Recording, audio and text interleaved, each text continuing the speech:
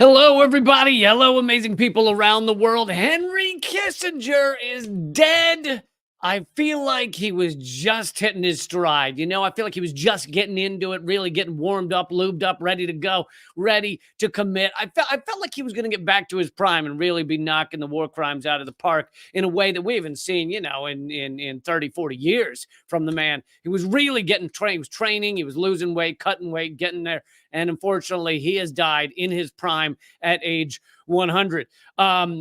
I'm going to be bringing to you probably the most destructive thing. Yes, for a man who did a countless number of destructive things. I'm going to bring you the ones you maybe have been hearing by the mainstream media as well. I'm going to just reel those off real quick in a few minutes. But I'm also going to bring you probably the most destructive thing he ever did that is essentially never talked about on your mainstream media. Definitely not on your mainstream media, but I would be surprised. I haven't so far heard even independent media outlets as they discuss Kissinger, his legacy, what he did, what his actions were throughout the many roughly 900 decades he was alive. I have not heard them talk about this, the thing I'm going to be telling you about, and that is coming up very soon.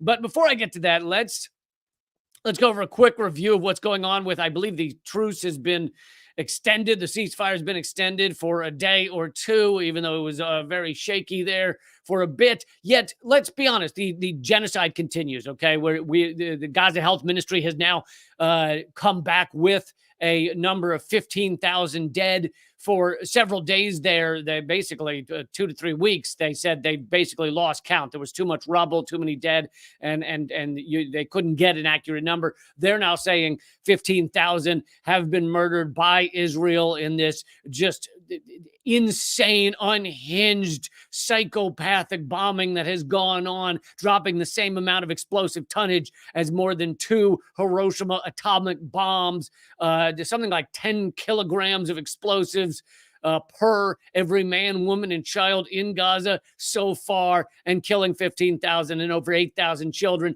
And let's be clear here. It continues, whether there's a ceasefire or not.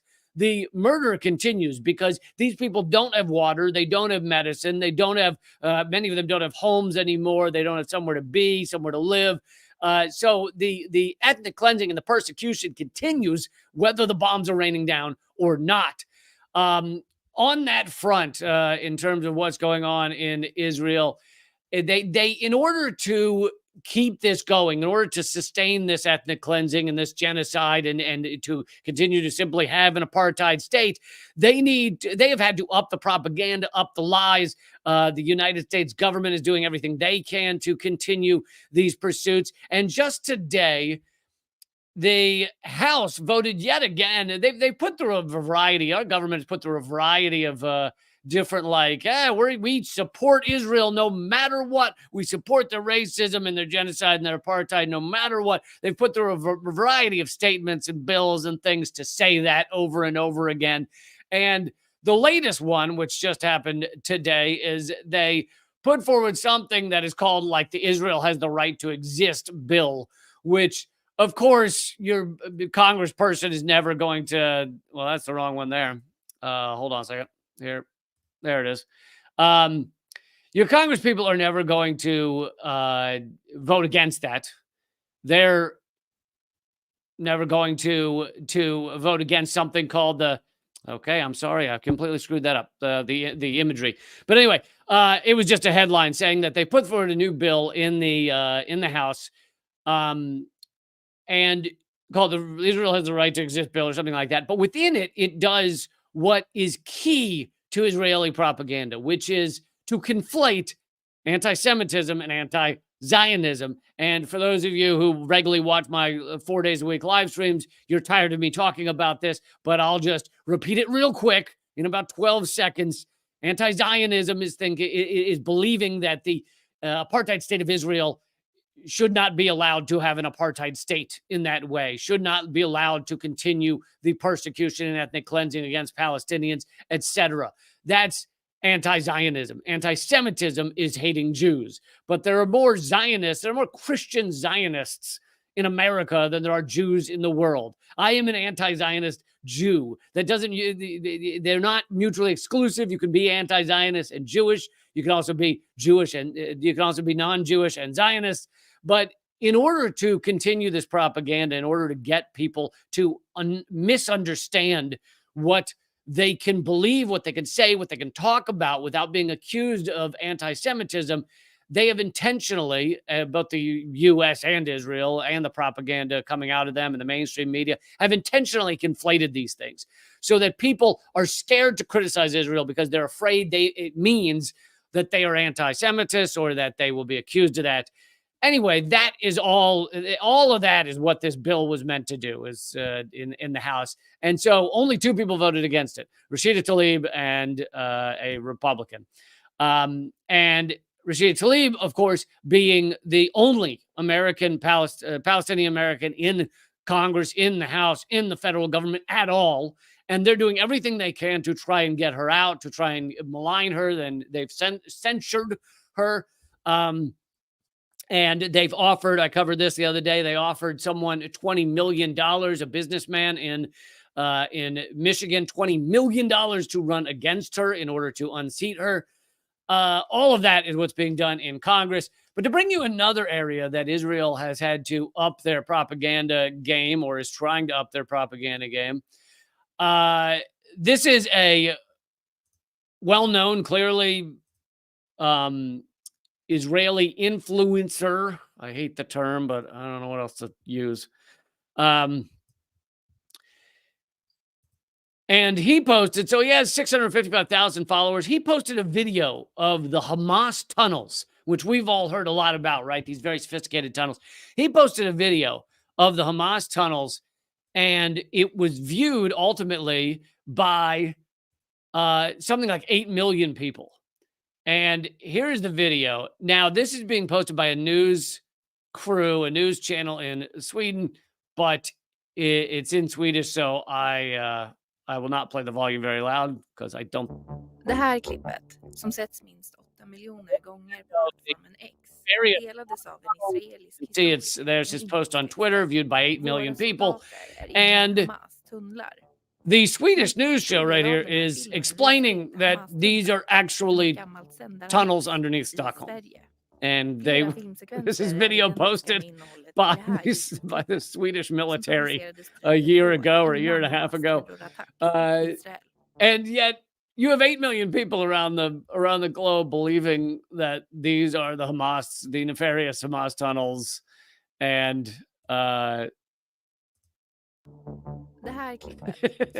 but it's this kind of garbage that needs to be put out in order to justify this genocide, these ongoing attacks and everything else. So yet again, it's just completely not true. That doesn't mean there aren't tunnels. There are tunnels, but they don't look like that. And Israel has failed to present the proof of the amazing control center underneath these hospitals that they've been bombing. But here is another area of where Israel is working very hard to put forward propaganda and lies. I've talked to you about what went on October 7th. Yes, Hamas absolutely breached the walls of their concentration camp and exited it into Israel proper, and then took many hostages. And then they were in, it seems, many firefights with the IDF, and the IDF killed everyone they could. They killed hostages. They shot tank rounds into civilian buildings. And they don't want people knowing a lot of that. They don't want people knowing that a lot of the deaths on October 7th were due to the IDF. And so here's Max Blumenthal with the Gray Zone. He is showing that in this article, which is not, this is, in a Israeli newspaper, it's not a secret. They say Israel plans to bury hundreds of cars with ashes and blood stains that are evidence from October 7th. They're going to bury them. And not only are they going to bury them, but they said, in order to save space and be as environmentally friendly as possible, they explained that the cars may be shredded before being buried. So does this sound like they are completely fine with all the evidence that is on these cars covered in bloodstains and bullet holes and everything else? The fact that they are being shredded and buried? I mean, nothing screams more we've got something to cover up than shredding and burying hundreds of vehicles that were involved in October 7th. Now, I assume that the real reasons is because it's probably not that tough for an expert to figure out whether these are IDF rounds that went through these cars, even if the bullets are no longer there, because I assume all that was cleaned up. But maybe an expert is able to tell what kind of bullets went through these vehicles.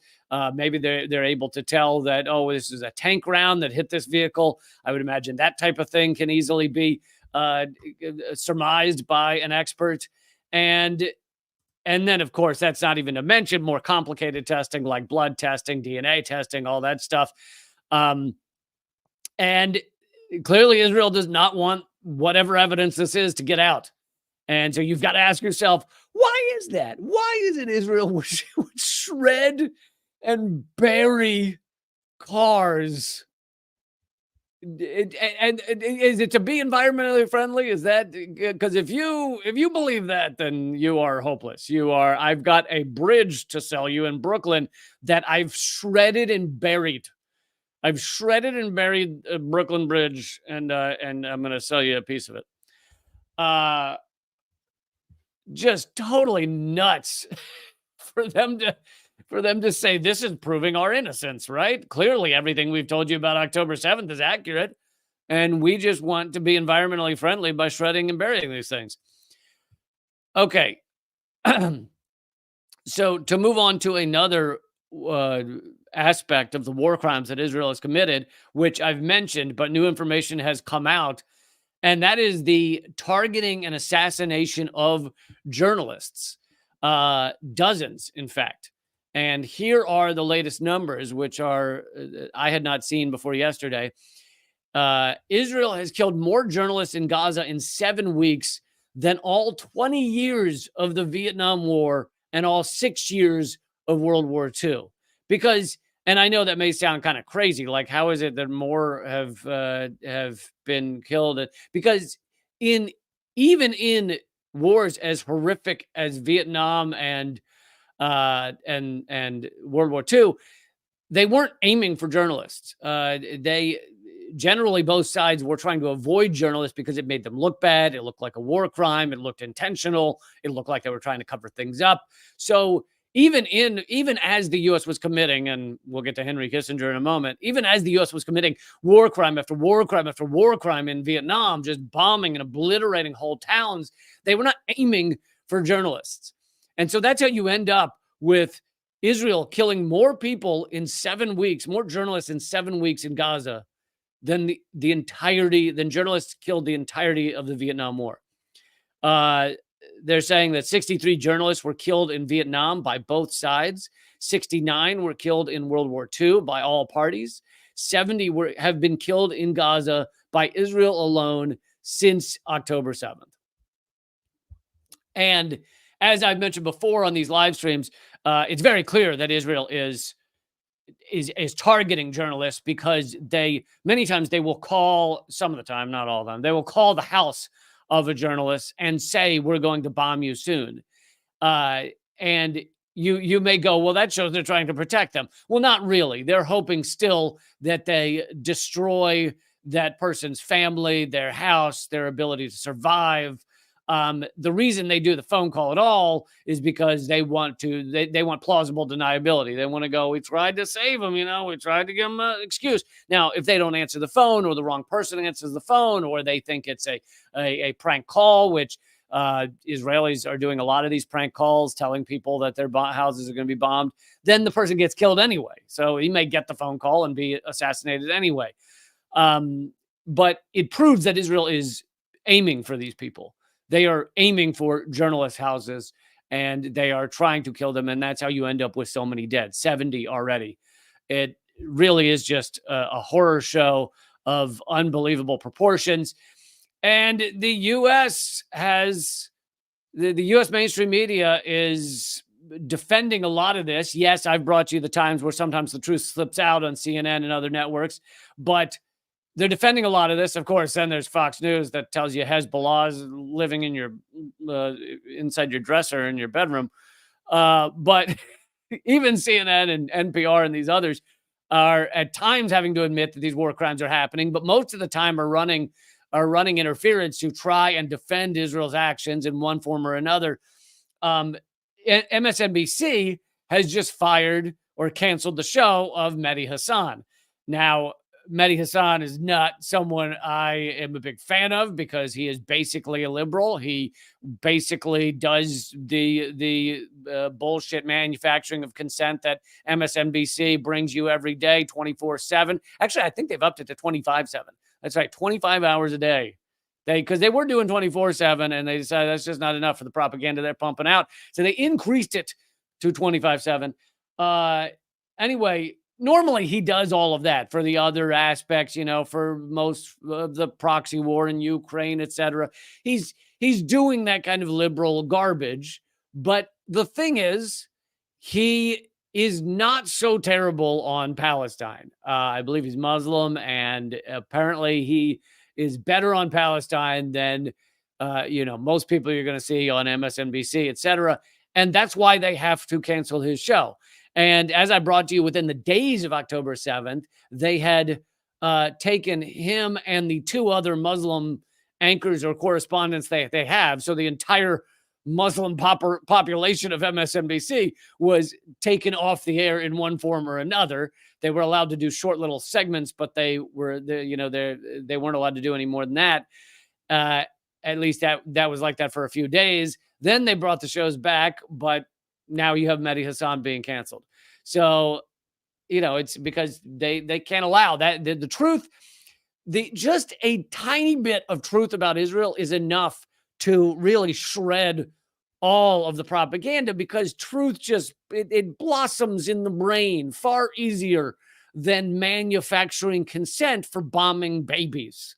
Like, it's very easy to tell someone we shouldn't or they shouldn't or whoever shouldn't murder a baby or a child. That's easy. It's much more difficult. It takes a lot of propaganda and manipulation and various types of psychological control to get people to run around cheering for the murder of babies and children. And that is what MSNBC and CNN and Fox News and CBS and NBC and PBR, PBS and BBC and CBC and did I get them all? That's what they're involved in. So, all right. Now they brought you that, and I think I'm going to come back to Israel for a few minutes later, but let's get to Henry Kissinger. Because the key act, in my view, of Henry Kissinger's life that caused the most destruction and that ties in Israel, U.S. empire, endless war crimes, U.S. militarism, and climate crisis, ties it all together in a nice little bundle. That story, that fact of his life is being ignored and covered up by not just the entirety of the mainstream media, but I have yet to hear it mentioned on even independent media, even the ones that are doing great work on Henry Kissinger, calling him a war criminal, etc. And so that's why I want to bring this to you. And that's why I think this is incredibly important. He has just died. For those of you who don't know that, he died at 100 years old. To put that in perspective, when JFK was assassinated, he was already 40 years old. Like, to me, that is just so crazy, because in my mind, JFK was assassinated roughly 97 years ago. Roughly 200 years ago, JFK was assassinated. It was in black and white. Do you understand? JFK was assassinated in black and white. That's how long ago it was. One guy had a camera when JFK was just Zapruder. It was the only dude with a camera. With a video camera. Anyway, Kissinger's epically old. So first, let me bring you, and by the way, just a quick pause here. Please, if you're watching this on whatever platform, hit thumbs up. It takes you 2 seconds, and it really does help get this out there. It helps people see it. So do that and click subscribe or follow. It doesn't matter what platform you're on, Rumble, YouTube, Facebook. Hit the subscribe. It's all free. Hit subscribe, follow on Facebook, follow, whatever. And it really does make a difference. So please do that. I know thousands of you are watching around the world, and yet a tiny percentage of you will take the time to hit the thumbs up. So please do that. Okay. Let's get to, and hello to everyone at Locals. You keep this show going. So thank you for doing that. That's at leecamp.net. Okay. So I want to bring to you first the crimes that Kissinger committed that most people know about, or at least they're being covered right now in his death. Many people are talking about them. I'm bringing you this list from Breakthrough News, which I've just started a new show with. Actually, if I have time at the end of this hour, I might actually play the first episode from Breakthrough News. I might play it on this live stream. But okay. Eric Kissinger's crimes. This is just his highlights. This is just his best of. This is like his best. This is like his top 5 of the horrible shit that Kissinger was involved in. He oversaw the massacre of millions in Vietnam. He was a key advisor as millions are being massacred in Vietnam, Cambodia, and Laos from 1969 to 1973. He was the mastermind behind the carpet bombing of Cambodia, bombing that was indiscriminate and hit as many women and children and innocent civilians as it hit fighters of one kind or another. Now, there's many who make a legitimate argument for if you're in a country and someone else is invading it, maybe you should be a fighter. But that being said, indiscriminate bombing of Cambodia. To this day, Cambodia is still the most bombed country ever. And they were deliberately targeting civilians. He helped orchestrate the 1973 coup against Chile's socialist president, Salvador Allende. Allende there was a U.S.-backed coup against him. Within the days of that happening, he was then suicided. He was, as they were taking over the palace or the whatever it was called, he suicided himself, and he was replaced with the fascist dictator Augusto Pinochet.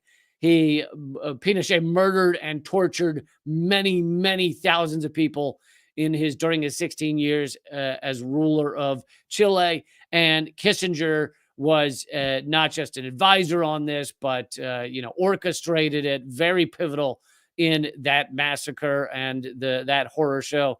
He aided and armed Suharto in Indonesia during his genocidal invasion of East Timor in 1975.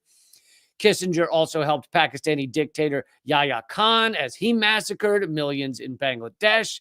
Kissinger also gave approval in 1976 to Argentina's brutal, dirty war, during which they murdered and disappeared over 30,000 leftists or those associated with them.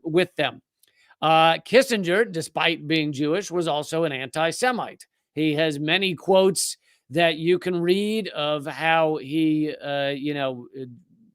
just seemed to have a really remarkable hatred for Jews. And he actually said the quote that if it hadn't been for the fact that he was born Jewish, he would probably be an anti-Semite. And here's the thing, though. You can be Jewish and be an anti-Semite, and I believe he was one. So that's just the list of kind of the things that he masterminded, that he was really a huge part of. But he also was a key advisor, or a very important advisor throughout the many decades that came after his time as Secretary of State. He was an advisor for basically every president, the invasions of Iraq that killed millions, the war on terror that killed, the estimation is 6 million people our war on terror has killed. That's 1 million directly, 5 million indirectly, according to the cost of war study by Brown University. And he was in the shadows during all of this, and they would go to him. He was a key advisor for Hillary Clinton and the Clintons, and just so many people in the, even if I don't know how much Bush consulted him, but even if Bush wasn't speaking to him, I'm sure others in his cabinet and in the government were. And he actually amazingly lived long enough to get to the point where our government is so right-wing and murderous that he's slightly less murderous than the other ones ruling things. He got, in just the past couple of years, he was saying that the U.S. should stop the proxy war in Ukraine, wrap it up as quickly as possible. He was actually speaking for peace in Ukraine as the U.S. pushes for more war in Ukraine. Now, he wasn't doing that because he cares about a Ukrainian person or children or innocent civilians or cares about blood lost or lives destroyed. None of that. He was saying that because he believes it's harming the U.S. empire to continue the proxy war in Ukraine. So he actually lived so long that he is not the tip of the spear when it comes to the psychopathic nature of our government these days. But all of that I just gave you, I feel skips over the key quote unquote achievement of Henry Kissinger.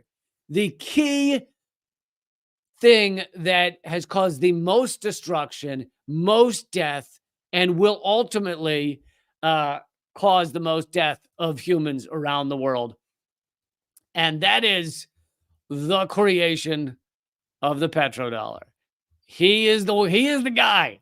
And the petrodollar to this day is one of the most suppressed and covered up stories. It's never said on mainstream media, can't be talked about.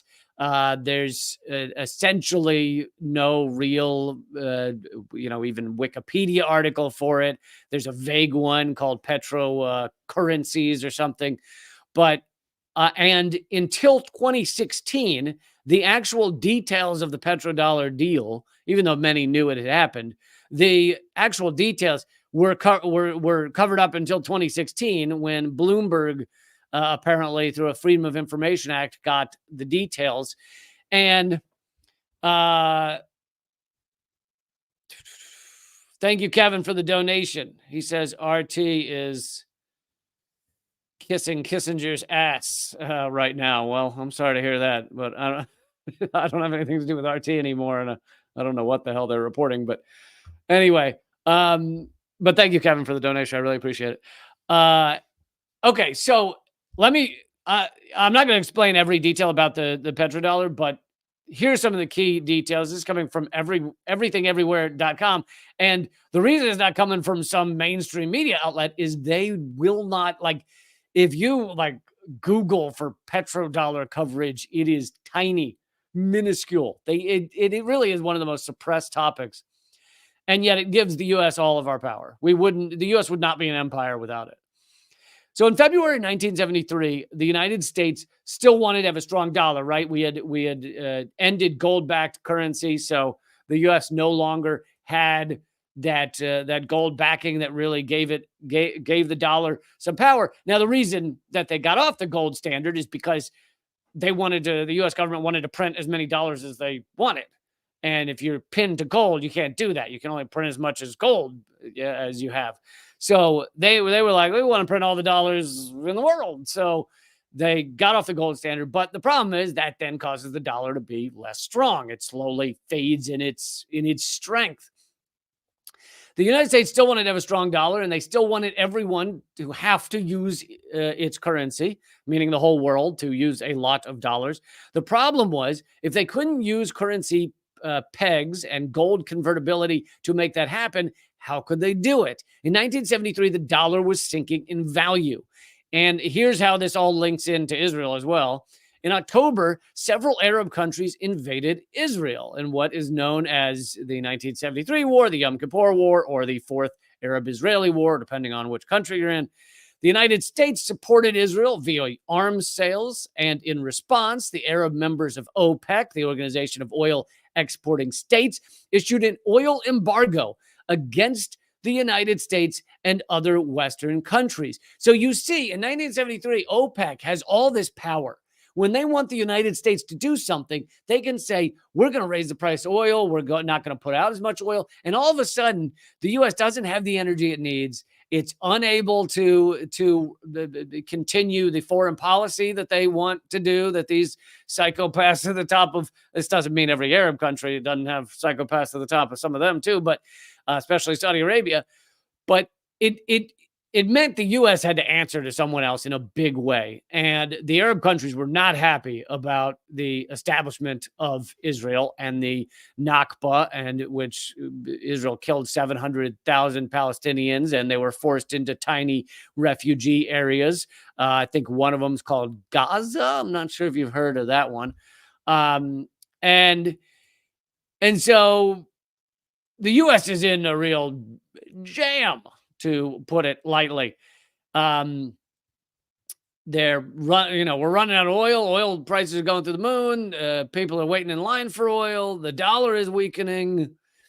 Long lines of gasoline began appearing everywhere. The U.S. National Security Advisor, Henry Kissinger, saw a way out of all of this mess. With a single stroke, it was possible to end the oil embargo and return the U.S. dollar to its place at the center of the world monetary system.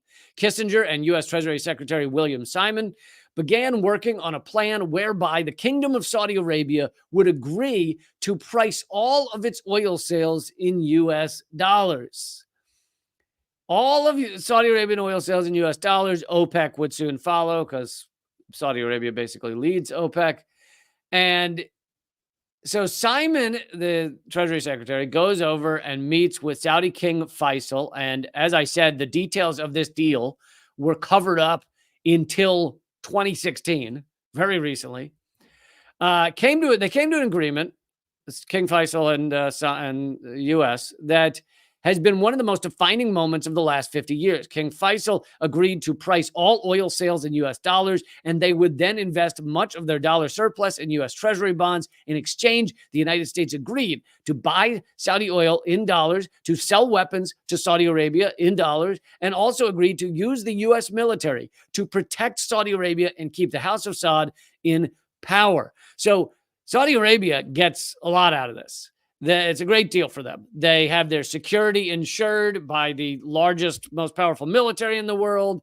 It doesn't cost them anything. They're able to price their primary export in a high-priced, stable currency and invest the proceeds in a stable, safe way. This agreement turned out to be one of the most important international agreements of the latter half of the 20th century, and no one knew about it for 40 years, or at least not the details. It was kept secret until 2016 when Bloomberg News finally got the details. Neither side had any incentive for the story to go public, and it was basically kept a secret the entire time, even though I remember people telling me, like, you should look into the petrodollar, like, back in 2011. So it's not like no one ever heard of it, or at least the theory behind it, but the details were not out. So now suddenly everyone in the world needed US dollars in order to pay for oil, in order to power their entire systems. I mean, the power of the world was at that moment based on dollars. This meant that the US dollar was the global reserve currency, which also gave it power. All of this was to say that the US could now print all the money that we fucking wanted, and it wouldn't lose power for the most part. It wouldn't lose power even if we kept printing and printing and printing. And this is how the U.S. has been able to spend $1 trillion a year on military and grow the largest military the world has ever seen and not be hurting. It's also how the U.S. And not be hurting, at least in that way. I mean, we're hurting in other ways. Nobody can get health care and life sucks. But in this certain regard, the dollar kept its power. And so over $1 trillion a year of military, over 800 to 900 military bases around the world. And it's all funded by this system that no one in the mainstream media can talk about. Almost no one in independent media talks about. And it's truly unbelievable that this can remain so quiet and so covered up. So to continue from the article, now suddenly everyone in the world needed U.S. dollars. Oil-producing states needed to do something with their surplus dollars, and U.S. treasuries provide an easy way to absorb almost all this money. Kissinger dubbed it petrodollar recycling. For the most part, it is still in place today. And of course, this is also the waning of this system, the intrusion of this system is also what's happening right now around the world. You have large economies now talking about selling and buying oil outside of the petrodollar. But let me back up a minute and say, why did I say this is the most destructive thing Kissinger ever did? Is because the many of the U.S. invasions and destructions of countries. Now, the U.S. has upended and destroyed too many countries to count over the past 60 years, right? Since World War II, and you couldn't even list them if you try. Not only some of those is it full invasion, is it full bombing and invasion, and to that level of we are going to utterly destroy your society. With most of the others, it is assassination. It's causing a coup. It's like what we, have done in so many Latin American countries and some African countries, and all that stuff is done around the world. But the invasion stuff, we're going to obliterate you, is reserved mainly for countries that drop the petrodollar, that refuse to be within our, and this goes up to at least a few years ago. Now it's a little different, but let's just up to a few years ago. The countries that would drop the petrodollar would be brutally invaded by us or NATO or others. The biggest examples are Iraq dropped the petrodollar, stopped aligning with us, started going outside of our system of oil and dollars. And, Saddam Hussein found himself hanging from the trees. Gaddafi in Libya decided to go outside the petrodollar, was talking about creating an African currency called the gold dinar. And he found himself bayoneted in the streets. And we returned Libya to the open air slave markets and just warring factions. And just we took one of the most advanced societies in Africa and obliterated it.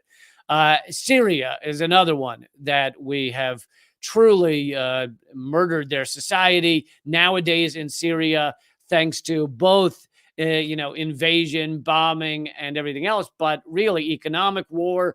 You have 94%, according to the UN Rapporteur, 94% of Syrians live below the poverty line. 94% of Syrians are not really sure where they're going to get their meals in a few weeks, and where they're going to get the gas to heat those meals, and where they're going to get the gas to heat their homes or whatever structures they're able to find to live in.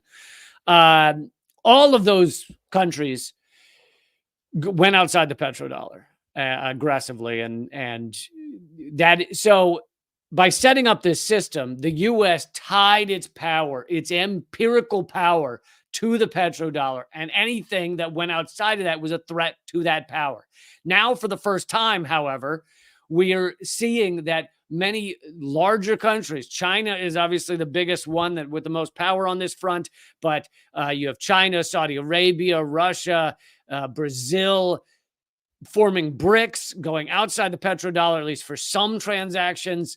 And it is a major threat to the U.S. petrodollar and the U.S. empire as a whole, and the ability of the U.S. to print endless money. Which, by the way, when you say print endless money, 6% or 98% of all money is not printed anymore. So basically, you mean pushing a button, boop, $1 trillion. That's what the U.S. does. Last thing on this, in terms of why this is the most destructive thing that Kissinger ever did in his life.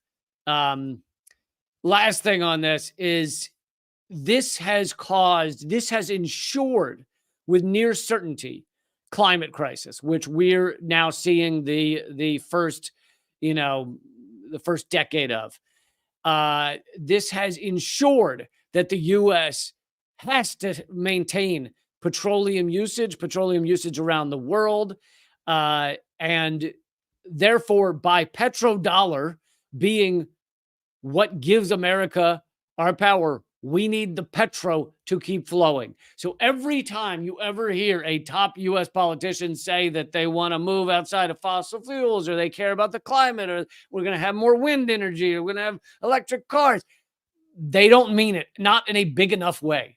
Because if the US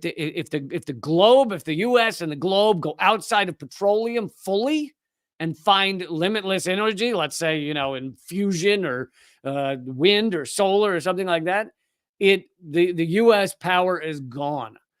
And so they will fight for petroleum, and they will fight for fossil fuels forevermore. So Kissinger caused millions and millions of deaths, and the climate crisis obviously will continue. And this also connects to Israel because of the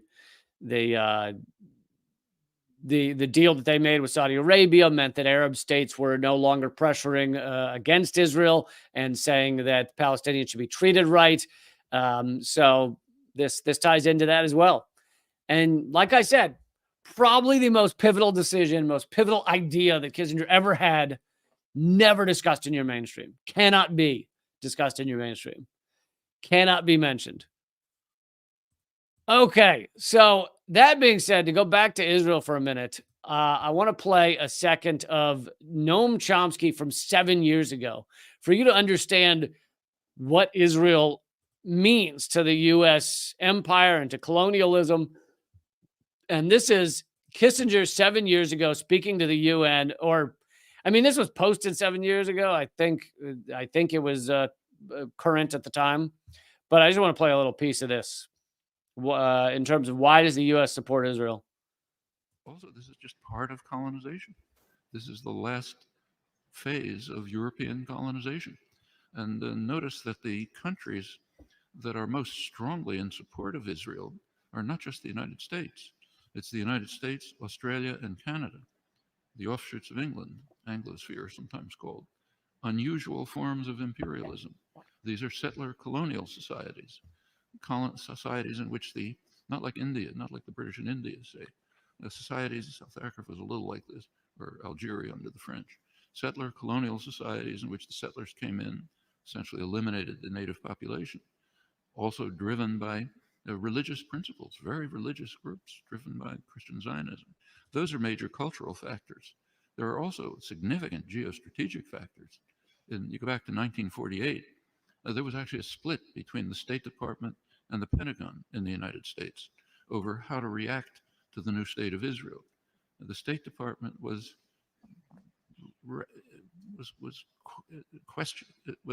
not committed strongly to Israeli conquests, the establishment of the state, and was concerned about the refugees. It wanted an implementation of the refugee problem. The Pentagon, on the other hand, was very impressed with Israel's military potential. The Israeli military successes, if you look back at the internal record and declassified, the Joint Chiefs of Staff described Israel as the second largest military force in the region after Turkey and a potential base for U.S. power in the region. Okay, so there's a bunch of reasons that the U.S. supports Israel right there. And of course, this is Chomsky talking 7 years ago. This is not a modern, it is modern, this is not present day ideas. These have been around for a while. What he's explaining there. The difference is that nowadays people are starting to pay attention to the fact that it is a colonial project. It is settler colonialism. One of the reasons the U.S. quote unquote supports Israel no matter what is because it's, as RFK Jr. said, although he was endorsing it, Israel is a battleship for the U.S. in the Middle East. The U.S. views Israel as a giant, military base that we can control in the Middle East. And these are all reasons that the U.S. endorses and supports Israel. But as we're seeing, the propaganda is fading. People are fighting angrily to get outside of this garbage, to get outside of the inequality and the death and destruction that is connected to settler colonial project like this. And it's been very impressive the past many days to see so many people standing up and fighting back and protesting on the front lines. And I've been very energized to see the fight back, even though witnessing and being a witness, as we all are, to this genocide is really tough, really horrific. To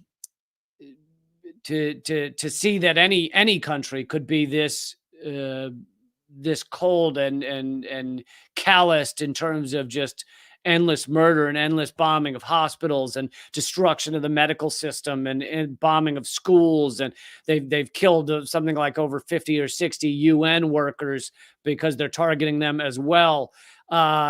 Just it is unbelievable, but seeing people fight back and seeing the protests and seeing people on the front lines has been really beautiful. And I think it speaks to how much people have learned. So many people are learning about this topic in a way they never have before. People are no longer believing the propaganda that gets spit out of the mouths of your mainstream media. And it really is powerful. And so much of the world also, not just the United States, but so much of the world is standing up against this. And you look at the polling and everything, and it's the vast majority of the world population does not think there should be an oppressive apartheid state in Israel, Palestine, with refugees stuck in concentration camp, the tiny areas, as they're with their water controlled and their calories controlled, and they're not allowed to leave or even fish in their own waters, or the vast majority of the world, and 80% of the world's population is in countries that aren't siding with the U.S. proxy war in Ukraine either, which we're now hearing, as I've been bringing you on my live streams, we're now hearing from even the tops of many governments. They now know that this that this is over. In fact, let's see if I can find the clip. Even MSNBC, Morning Joe, is now admitting what independent media has been saying about Ukraine. Oh, good. I found it. All right. So, and this is my ongoing series about I was right. I didn't mean for it to be an ongoing series, but it always seems to pop back up. Oh, it turns out we were right again. Those of us in independent media who were saying the opposite of what your trash dumpster fire mainstream media was saying, and they called us traitors and they go after us. And there's been articles written about how traitorous we are for daring to say that there shouldn't be a proxy war in Ukraine, and the only ones who really suffer are Ukrainians to have endless fighting and endless war that the U.S. is pushing. But so for all of this, a year and a half, coming up on 2 years of this proxy war in Ukraine, your mainstream media has been endorsing it, right? And has been going after any of us who said, sit down at a peace table now. That's where this is going to end. And eventually that is where this ends, is a peace table deciding how to stop bombing each other and do it now. And in fact, it was going to be done a month into the fighting, less than a month. And the U.S. sent Boris Johnson over there and his crazy hair saying, stop. And they got them to stop the peace process. They got Ukraine to stop the peace process. I've covered that many times as well. By the way, top Ukrainian officials now admitting that as well. But here is MSNBC, what do you know, coming around and realizing that we're right, that independent media is right all along. I think NATO's done an extraordinary job. How much longer do we continue pushing, I think, what many people in the Pentagon would think is the unrealistic goal of Ukraine driving every last Russian out of their country? It's exactly the right question, Joe. And what concerns me is when people get disillusioned and increasingly come to where you and I are, that as desirable as it is, it's simply not feasible. They're going to increasingly say, and we're hearing it in the House, we're hearing it in parts of Europe, why should we keep doing this? We're already stretched. We're trying to support Israel. We're worried about Taiwan. And even if we give everything we need to give or want to give to Ukraine, it still won't lead to success. What I argue, therefore, is the United States needs to have some very direct conversations with Ukraine, with President Zelensky, talk about reducing their emphasis on liberating land. Anyway, You get the point. This is MSNBC, which is one of the biggest manufacturers for consent of war, admitting on their, this might even be their most watched show, one of their most watched shows, that it's time to sit down and end this thing at a table, at a peace table. And it's what those of us who knew this was a bullshit proxy war from day one, it's what those of us who knew that said. We said it again and again and again, that the U.S. was fighting this proxy war to the last Ukrainian, killing Ukrainians in order to support geopolitical ends of our own, of the U.S. governments, such as sanctions against Russia, trying to split Russia from the world community, but especially from Europe. The sanctions backfired, much of them on Russia, however, backfired away from Russia. However, the separating them from Europe worked. Russia has now been almost completely severed from Europe economically, putting Europe back into a kind of vassal system underneath the United States, which is what the U.S. wanted. So in some ways, the U.S. got what they wanted. We blew up the Nord Stream pipeline. We got to have that fun. Yay! Releasing more methane than the world has ever seen, which is something like 20 times or 100 times or whatever it is more harmful to more contributive to the climate crisis than carbon dioxide. So we got some of what we wanted, but we didn't get everything that the U.S. government wanted. But through all that, there's been no concern for Ukrainians. There's been no concern for the fact that their society is getting destroyed, that their people are getting killed, that there are mass migrations. None of that has mattered to the U.S. at all. And so here you have one of the biggest propaganda bullhorns coming that is created by corporate America, MSNBC, saying, even they are now saying, it seems like maybe it's a good time to sit down and hammer out like a peace deal or something, and maybe not just keep fighting endlessly. So there you have it. Even from the mainstream media, even they are saying it. Okay, I'm going to close today with my new episode from Breakthrough News. It's called the series is called America Inc. This is the top 11. It's only 8 minutes long. This is the top 11 companies that are supporting and endorsing and getting rich off of Israel's crimes. And it's comedy and politics, comedy and politics and news, as you'll see. And if you enjoy it, whether you enjoy it or not, you know what? Even if you hate it, it would really be awesome if you guys could support this show by becoming a member at leecamp.net. That'll forward you to my locals page. If you're watching on Rumble, you can just click the red Join Lee button and you'll become a member of the community. You get all kinds of cool shit. You get my ebook, Dangerous Ideas. You get these live streams whenever you want. They disappear on other platforms. You get extra segments I often do for locals. You get extra articles I sometimes do. You get to be a part of the community over there at locals at leecamp.net. You get to post your own stuff there. Locals, if you haven't heard of it, is kind of like a combination between Patreon and Facebook, where you're supporting my show, but you're also becoming a member of the community. So please do become a member over there. It's the only way that I can keep this show going. I am the most censored comedian in America. I had my main YouTube channel with 250,000 people banned around the world. My podcast banned around the world, etc. Okay, so here is, without further ado, and I'll be joining you tomorrow, by the way, 3 p.m. Eastern. I'll have presidential candidate Jill Stein on as well. But here it is. Without further ado, this is my new episode from Breakthrough News of America Inc. If you like this episode, also let Breakthrough News know that they should keep the show going. Let them know that this show is something that you would like to see. And with that, I will bid you farewell. However, you can enjoy this episode, and the live stream will end after it. Keep fighting. You would think with all the war crimes and atrocities and being committed by Israel right now, that corporations would not want their brand names slapped on top of the rubble that was once a school or a medical clinic. But in fact, many companies don't seem to care Here are the top 11 corporations deepest in bed with Israel. Can you be deep in bed?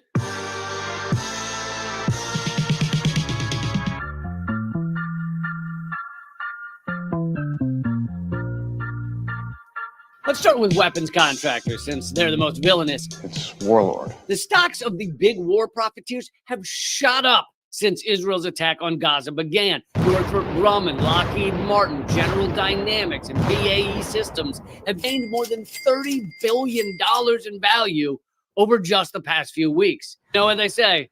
Every time Israel blows up a hospital, a Lockheed investor gets his wings, meaning a private jet. Much of the billions the U.S. sends to Israel ends up in the pockets of these weapons contractors. So your tax dollars go directly to them, and they're not even ashamed of it. Lockheed Martin says it's proud of the significant role it has fulfilled in the security of the state of Israel.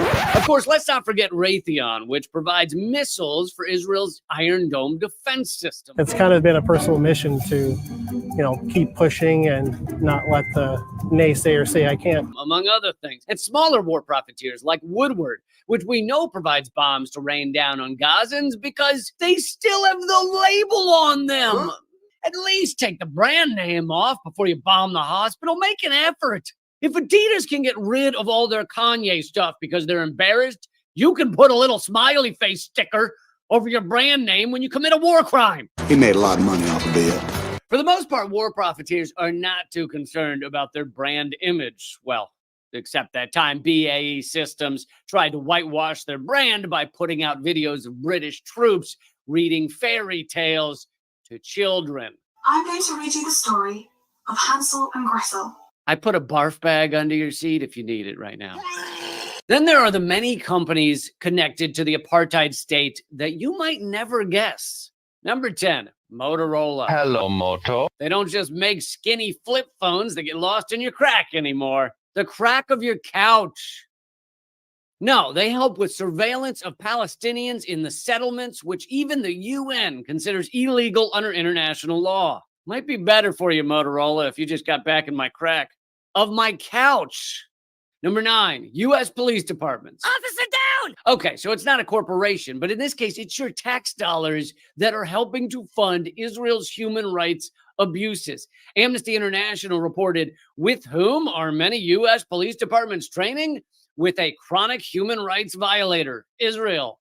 So basically, you and I are paying the brutal American police forces to go to Israel and pay their brutal police forces to teach our brutal police forces how to be even more brutal.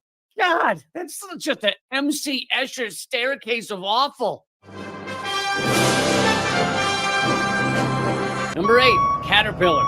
When a man named Benjamin Holt went into business building good old wagon wheels in the late 1800s, little did he know his company would one day crush the houses of Palestinians in occupied territories. Next time you're thinking of stealing land or crushing dreams, think Caterpillar.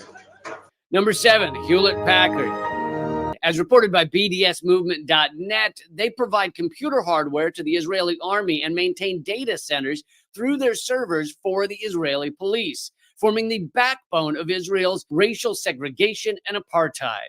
Way to go, Hewlett-Packard. And who says racism can't be high-tech? Do you want to destroy humans?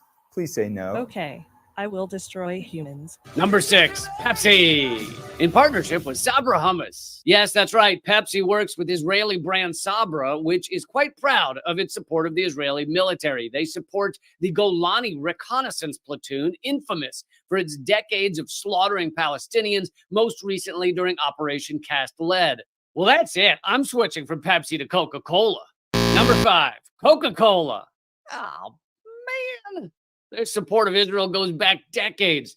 And in 1997, the country's Chamber of Commerce and Economic Mission praised its chairman, Roberto Goizueta, for 30 years of support and for refusing to honor an Arab boycott. No Coke or Pepsi? Guess I'll have to switch to Fanta. Oh, come on! Number 4, McDonald's. Mickey D's. has been a longtime supporter of the apartheid regime, often ready at a moment's notice to supply the IDF with free diarrhea. McDonald's is also a major partner of the Jewish United Fund, which works to maintain American military, economic, and diplomatic support for Israel, monitors, and when necessary, responds to media coverage of Israel. When I go into McDonald's, I want to get my fried antibiotic-filled chicken paste balls of nugget-type things without having to also support atrocities. Maybe Burger King is opposed to crimes against humanity. Number 3, L'Oreal. The French cosmetics giant has extensive business ties with Israel. They even put out natural sea beauty products made from Dead Sea minerals. Even though the West Bank borders the Dead Sea, the entire area and its resources are off limits to Palestinians to let Israel exploit it for mining and international tourism. It's not that I care about money. It's that I care about my hair. L'Oreal also doesn't care about war crimes, land theft, false imprisonment, segregation, children forced to drink unsafe water. Instead, they care about hair. If only Israel were committing crimes against hair instead of humanity, then L'Oreal might cut ties with them. This is genuine human hair. This is legal, right? Yeah, sure, whatever. Number 2, Starbucks. Former chairman and founder Howard Schultz has long been staunchly pro-Israel, seemingly fine with any level of war crimes and racism the country commits. In 2002, Israel's foreign ministry praised Schultz for being key to the country's long-term PR success. But beyond that, just in the past couple of weeks, Schultz and Starbucks have been exploiting the violence in Gaza and Israel to attack union members. I can't believe Howard Schultz would do that. I mean, I would have thought a company that's been accused of union busting, abusing their employees, sourcing coffee from slave labor, and blending the last remaining unicorns into some sort of iced coffee drink would be better than this. They got any just coffee? Our cafe du jour is New Zealand Peaberry. Right on. Number 1, General Mills. The parent company of such beloved brands as Betty Crocker, Cheerios, Chex Mix, Yoplait, Pillsbury, and Lucky Charms, General Mills has for many years produced some of their products on stolen Palestinian land. Et tu, Doughboy. But here's the good part. After a 2-year campaign calling on General Mills to stop making products on stolen Palestinian land, the company gave in and left with their tail between their legs. Does the Doughboy have a tail? Hi, stranger. The case of General Mills shows that pressure and boycotts work. They work. But even if they didn't, none of us should be giving money to companies that support apartheid, imprisonment, and crimes against humanity. From here on out, I'm blending my own freaking unicorns. So that's it, the top companies in bed with the Israeli regime. This was the first episode of a new series by me, Lee Camp, and Breakthrough News. In order to keep seeing more of these, please support my work at leecamp.net. Thanks. Keep fighting.